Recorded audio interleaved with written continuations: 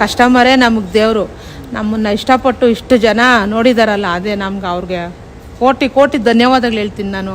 ದುಡ್ಡು ಮೇಯ್ನಲ್ಲ, ಜನ ಬಂದು ತಿಂದು ಒಂದು ಆರೋಗ್ಯ ಊಟ ಕೊಡ್ಬೇಕು ಜನಕ್ಕೆ ಅನ್ನೋದೇ ನಮ್ಮದು ಮನಸ್ಸು. ಒಂದು ಪೌಡ್ರ್ ಆಗೋದು, ಟೇಸ್ಟಿಂಗ್ ಆಗೋದು, ಈ ಜನಗಳಿಗೇನು ಗೊತ್ತಾ, ಅದು ಒಂದು ಮೈಂಡಿಗೆ ತಗೊಂಡ್ಬಿಟ್ಟಿದ್ದಾರೆ. ಅದೇನು ಆ ಟೇಸ್ಟಿಂಗ್ ಹಾಕಿದ್ರೇ ರುಚಿ ಬರೋದಿಲ್ಲ ಅಂದರೆ ಜನ ಇಷ್ಟಪಡೋಲ್ಲ ಅಂತ.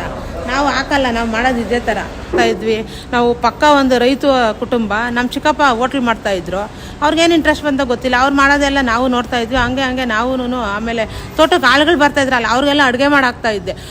ಅಂದರೆ ಇದಕ್ಕೆ ಬಿಳಿ ಎಳ್ಳು, ಕಪ್ಪೆಳ್ಳು, ಧನಿಯಾ ಪೌಡ್ರ್ ಏನೂ ಹಾಕಲ್ಲ. ಅವಾಗ ತಕ್ಷಣ ಹಂಗೆ ಹಾಕೋದು, ಹಂಗೆ ಮಟನ್ ಸಾರಿಗೆ ಹಾಕೋದು, ಹಂಗೆ ಜನಕ್ಕೆ ಕೊಡೋದು.